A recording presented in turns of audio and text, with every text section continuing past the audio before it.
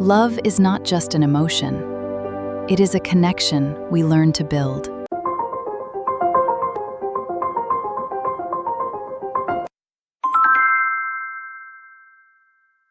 What is a photo actually made of underneath the image you see? Open the Channels panel, found next to Layers, and you'll find the answer.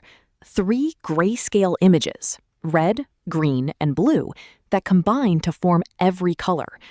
Click on just the red channel, and you'll see how much red light exists in each area, rendered in shades of gray.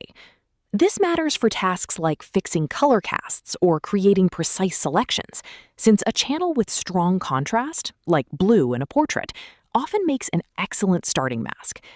Control-click any channel's thumbnail to load it as a selection instantly. Spend 10 minutes exploring these channels, and color correction starts making a lot more sense.